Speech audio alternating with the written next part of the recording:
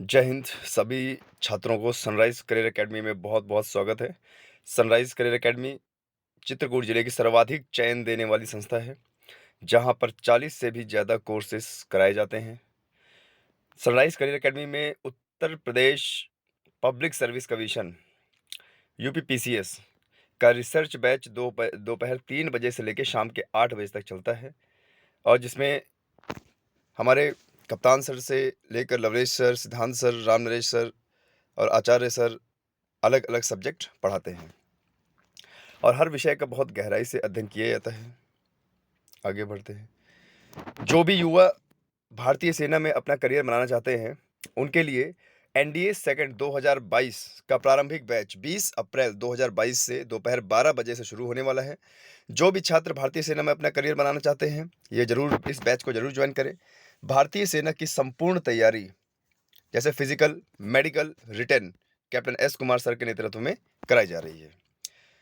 इसके अलावा एकेडमी में सीटेट यूपीटेट का भी बैच चलाया जा रहा है, जो कि शाम 3 बजे से 6 बजे तक है। तो जो भी छात्र सीटेट या यूपीटेट करना चाहते हैं, वो जरूर सम्मिलित हों। आगे बढ़ते हैं। यूपी पुलिस, लेखपाल, सुपरटेट और तमाम जैसे army GD, army technical, tradesman, clerk, इन सब की तैयारी कराई जा रही है। आगे बढ़ते हैं। बीते दिन के कुछ करंट अफेयर। किसने के पटेल सुपर स्पेशलिस्ट अस्पताल का उद्घाटन किया है? देखिए क्या बोल रहा है, किसने के पटेल सुपर स्पेशलिस्ट अस्पताल का उद्घाटन किया है?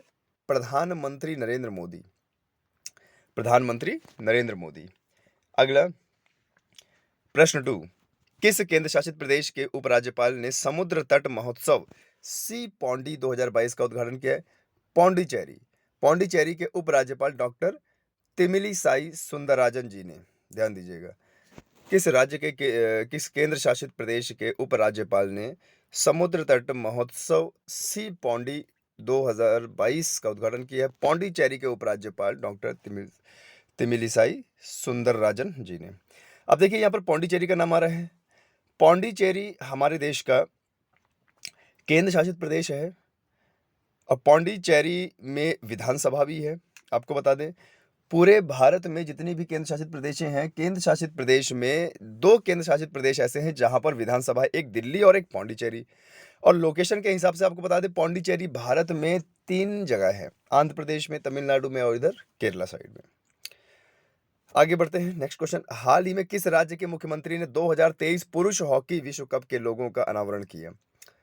हाल ही में किस राज्य के मुख्यमंत्री ने 2023 पुरुष हॉकी विश्व कप के लोगों का अनावरण किया? ओडिशा के मुख्यमंत्री नवीन पटनायक ने। ओडिशा के मुख्यमंत्री कौन? नवीन पटनायक ने। अब यहाँ पर ओडिशा की बात आई है, तो ओडिशा के देखिए जो गवर्नर हैं वो गणेशी लाल हैं। ओडिशा के जो ओडिशा के जो चीफ मिनिस्टर हैं नवीन पटनायक हैं। और आपको बता दें, यहाँ का जो विधानसभा है, विधानमंडल है, वो यूनिकैमरल है, यानी विधान परिषद नहीं है यहाँ, जिसमें 147 सीटें हैं। संसद की बात करें तो लोकसभा में 21 सीटें, राज्यसभा में 10 सीटें। और इस मैप में बात करें तो देखिए, यहाँ पर ये जो रेड कलर का ये है हमारा ओडिशा। ओडिशा का पहले नाम था उड़ीसा। और देखिए, ओडिशा जो है वो इधर बंगाल की खाड़ी, जो सागर है, बंगाल की खाड़ी में खुल रहा है। ओडिशा की राजधानी भुवनेश्वर है, और ओडिशा में सूर्य मंदिर है, कोणार्क मंदिर के नाम से भी जाना जाता है, सूर्य मंदिर। ओडिशा में भीतरकनिका नेशनल पार्क है, और ओडिशा में ही भारत की सबसे बड़ी खारे पानी की झील चिलिका झील है, जो कि एक लगून झील भी है। और ओडिशा में ही ऑलिव रिडले टर्टल को संरक्षण दिया जाता है। आया समझ में? इतने पॉइंट आपको पता होने चाहिए।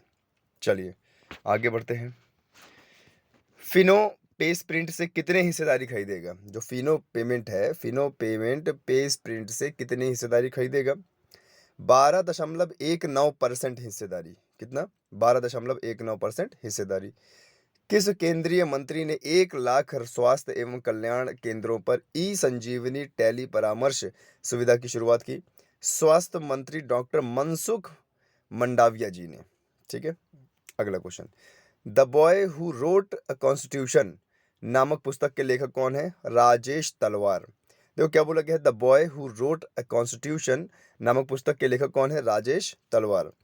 कॉन्स्टिट्यूशन की, संविधान की जब भी बात आती है तो हमारे संविधान, भारत का संविधान विश्व का सबसे लंबा और लिखित संविधान है। हमारे देश का संविधान ना तो लचीला है ना तो कठोर है। हमारे देश का जो शासन है वो संघात्मक भी है और एकात्मक भी है। जब हमारे देश में कोई भी आपातकाल नहीं लगाया जाता तो संघात्मक, और जब आपातकाल लगाया जाता है तो एकात्मक। बाबा भीमराव अंबेडकर ने हमारे संविधान की रचना की है। हमारे संविधान में मूल रूप से 395 अनुच्छेद और 8 अनुसूचियां, 22 भाग थे। वर्तमान में देखा जाए 470 अनुच्छेद, 22 भाग और 12 अनुसूचियां हैं। आपको बता दें, हमारे भारत में के संविधान में हमारे भारत के संविधान में अनुच्छेद 368 के तहत संविधान संशोधन की बात की गई है। अनुच्छेद 368 कहता है कि संविधान में कुछ भी बदलाव किया जा सकता है, बशर्ते संविधान का मूल ढांचा नहीं बदला जा सकता। चलिए आगे बढ़ते हैं। हाल ही में पंजाब नेशनल बैंक ने अपना कौन सा स्थापना दिवस मनाया है? तो पंजाब नेशनल बैंक ने 128वां स्थापना दिवस मनाया है। पंजाब नेशनल बैंक जो कि सबसे पुराना बैंक है भारत का, 128वां स्थापना दिवस मनाया है। किस राज्य के मुख्यमंत्री ने 14 अप्रैल को समानता दिवस की घोषणा की है? तमिलनाडु ने। तमिलनाडु के मुख्यमंत्री मुथुवेल करुणानिधि स्टालिन जी ने समानता दिवस 14 अप्रैल को मनाने की घोषणा की है। तो अब से इस बार से वह हर 14 अप्रैल जो भीमराव अंबेडकर की जयंती है उसमें समानता दिवस के रूप में मनाया जाएगा। अब तमिलनाडु की बात आई है तो देखिए, ये रहा मैप में इधर तमिलनाडु, ये रहा मैप में इधर तमिलनाडु। देखिए तमिलनाडु हमारा हिंद महासागर और हमारा बंगाल की खाड़ी में खुलता है। तमिलनाडु की जो राजधानी है वो है चेन्नई।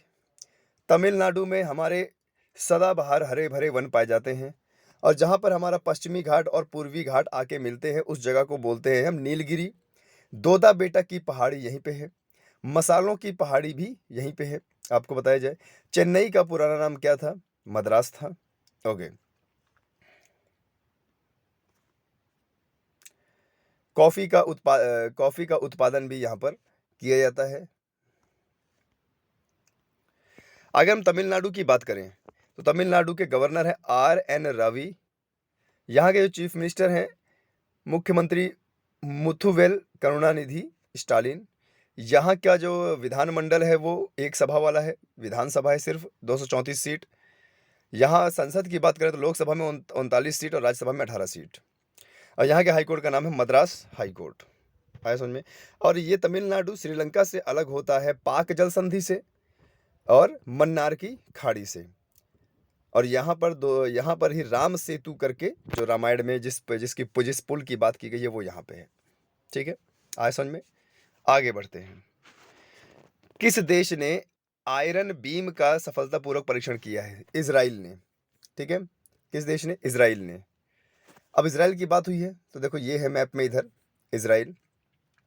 और आपको बता दें इजराइल का मैप पहले बहुत छोटा था। इजराइल ने धीरे धीरे जेरूसलम और गाजा में अपना कब्जा किया और नतीजा इजराइल का इतना बड़ा मैप हो गया। और हमारे यूपीएससी में इजराइल का क्वेश्चन सागरों को लेकर आता है कि इजराइल कौन से सागर में खुलता है। तो जरा इधर देखिए, ये क्या है? भूमध्य सागर, मेडिटेरेनियन सी। इजराइल जो है भूमध्य सागर में खुलता है। और इजराइल इधर मृत सागर में भी खुलता है। ये देखिए मृत सागर। और जेरूसलेम इसकी राजधानी है, इजराइल की जेरूसलेम इसकी राजधानी है, ध्यान दीजिएगा। और काफ़ी विवादों में रहता है यहूदियों को और फिलिस्तीनियों को लेकर इजराइल काफ़ी सुर्खियों में रहता है। इधर अगर बात करें तो देखिए इजिप्ट से यह अपनी रेखा बनाता है, इधर सीरिया से और लेबनान से अपनी रेखा बनाता है। यहीं पर है लेक टिबेरिया, सी ऑफ गलीली। चलिए आगे बढ़ते हैं। किस योजना के नवाचार की श्रेणी में श्रेष्ठ कार्य के लिए प्रधानमंत्री उत्कृष्ट पुरस्कार के लिए चयनित किया गया उड़े देश का आम नागरिक? उड़ान योजना। किस देश ने भारत को गेहूं आपूर्तिकर्ता के रूप में मंजूरी दे दी है? मिस्र ने। और मिस्र की बात करें तो सिंधु घाटी सभ्यता में हमारे भारत के लोगों का मिस्र से व्यापार हुआ करता था। कुछ हमारे भारत की मोहर सिंधु घाटी सभ्यता की मिस्र में पाई गई है और मिस्र की कुछ यहाँ पाई गई है। इससे पता चलता है कि हमारे देश के लोग मिस्र से व्यापार किया करते थे। आगे बात करते हैं, किस मैल्कम आदेशेशिया पुरस्कार 2022 के लिए नामित किया गया प्रभात पटनायक जी को। हाल ही में प्रधानमंत्री संग्रहालय के लिए आधिकारिक डिजिटल भुगतान भागीदारी कौन करेगा? पेटीएम। और पेटीएम एक पेमेंट बैंक भी बन चुका है, पेटीएम बैंक। हाल ही में हमारे देश का पहला जो ये बैंक बना था पेटीएम बैंक, यही बना था पेटीएम पेमेंट बैंक। हाल ही में किसने टाटा डिजिटल के अध्यक्ष के रूप में कार्यभार संभाला? एन चंद्रशेखरन ने।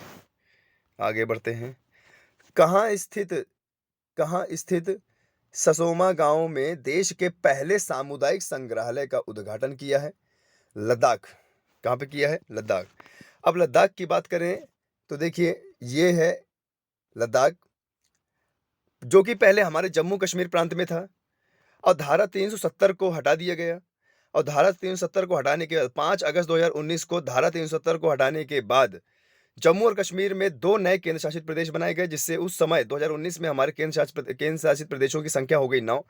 अभी वर्तमान में केंद्र शासित प्रदेशों की संख्या है 8। और लद्दाख एक अलग केंद्र शासित प्रदेश बनाया गया, जम्मू कश्मीर अलग बनाया गया। लद्दाख की राजधानी लेह को बनाया गया। लद्दाख की बात करें तो ये हमारा सबसे उत्तरी केंद्र शासित प्रदेश है, जो कि चाइना और अफगानिस्तान से अपनी बाउंड्री बनाता है और इसकी राजधानी है लेह। 31 अक्टूबर 2019 में इसकी स्थापना हुई है। ध्यान दीजिएगा, 31 अक्टूबर 2019 में इसकी स्थापना हुई है और इसकी राजधानी है लेह। और अगर मैं इसकी डिस्ट्रिक्ट की बात करूं तो यहाँ पर केवल 2 डिस्ट्रिक्ट हैं। अगर यहाँ की बात करें, लेफ्टिनेंट गवर्नर यहाँ का है राधा कृष्ण माथुर, यहाँ का member of parliament Jamyang Tsering Namgyal है और यहाँ का हाई कोर्ट है high court of Jammu Kashmir and Ladakh. आगे बात करते हैं, किस राज्य के संग्रहालय को देश के पहले इंटरेक्टिव संग्रहालय के रूप में तब्दील किया गया? बिहार। बिहार के संग्रहालय को इंटरेक्टिव संग्रहालय के रूप में तब्दील किया गया। बिहार की बात आती है, बिहार की राजधानी है पटना और बिहार से गंगा नदी बहती है। गंगा नदी में मिलती है नेपाल से आने वाली कोसी नदी और कोसी नदी को बोला जाता है बिहार का शोक। और कोसी नदी को बिहार का शोक इसलिए बोला जाता है क्योंकि यह बहुत ज्यादा अवसाद बहा के लाती है और हर साल अपना रास्ता बदलती है। बिहार के मुख्यमंत्री हैं नवनीत करके, ऐसी कुछ है। ओके, बीजेपी पार्टी से और गठबंधन की सरकार से ताल्लुकात रखते हैं, नवीन करके ऐसी कुछ है। अभी थोड़ा सा मुझे नाम याद नहीं आ रहा है उनका। बिहार की बात करें तो यह अपना नेपाल से अंतर्राष्ट्रीय बाउंड्री बनाता है और सबसे ज़्यादा आईएएस पीसीएस जो बच्चे निकलते हैं वो बिहार से ही रहते हैं और सबसे जो भ्रष्टाचार होता है वो बिहार में ही होता है और सबसे कम जो साक्षरता दर है वो बिहार में ही है। चलिए आगे बढ़ते हैं। अल्पसंख्यक आयोग का अध्यक्ष पुनः किन्हें नियुक्त किया गया है? सरदार इकबाल सिंह लालपुरा को। कुष्ठ रोग के बारे में जागरूकता फैलाने तथा इसे पीड़ित लोगों के देखभाल करने के लिए अंतर्राष्ट्रीय गांधी पुरस्कार 2021 किसको दिया गया? भूषण कुमार, चंडीगढ़ और सहयोग कुष्ठ योग ट्रस्ट गुजरात को। चंडीगढ़ के नाम है तो चंडीगढ़ हमारी केंद्र शासित प्रदेश है और गुजरात का नाम है तो गुजरात की राजधानी गांधीनगर। और गुजरात सबसे लंबी तटीय रेखा बनाता है। यहाँ पर खंबात की खाड़ी है जहां पर 2 नदियां अपना जल गिराते हैं, तापी नदी और नर्मदा नदी। जलमार्ग सम्मेलन 2022 का आयोजन कहाँ हुआ? जलमार्ग सम्मेलन 2022 का हुआ डिब्रूगढ़। आगे बढ़ते हैं, G7 सम्मेलन 2022 कहाँ आयोजित किया गया? जर्मनी में। और G7 की अगर बात होती है, देखिए ये हैं G7 के देश कौन कौन से हैं। देखो, यूनाइटेड स्टेट यानी America, Canada, United kingdom, France, Italy, Germany और जापान। ये सब लोग क्या है? G7 के। इनकी समिट कहाँ हुआ है? इनकी मीटिंग कहाँ हुई? जर्मनी में हुई है। एयरपोर्ट काउंसिल इंटरनेशनल ने 2021 का सबसे व्यस्त अंतर्राष्ट्रीय हवाई अड्डा किसको घोषित किया है? हार्ट्सफील्ड जैक्सन अटलांटा अमेरिका को। दक्षिण अफ्रीका में आयोजित FIA जूनियर महिला हॉकी कप 2022 किसने जर्मनी को हराकर चौथी बार खिताब जीता? नीदरलैंड ने। नीदरलैंड की बात करें तो देखिए ये मैप में नीदरलैंड, देखिए ये एक यूरोपियन कंट्री है और अटलांटिक सागर में खुलती है, उत्तर में है, शीत प्रदेश वाली है नीदरलैंड। आगे बात करें, आइसलैंड के रेक्जाविक ओपन शतरंज टूर्नामेंट 2022 किसने जीता? आर प्रज्ञानंद ने जीता। तो ये बीते दिन के करंट अफेयर थे। वीडियो को लाइक करें, सब्सक्राइब करें और यूं ही आपको सुबह 8 बजे से पहले करंट अफेयर मिलते रहेंगे। जय हिंद, जय भारत।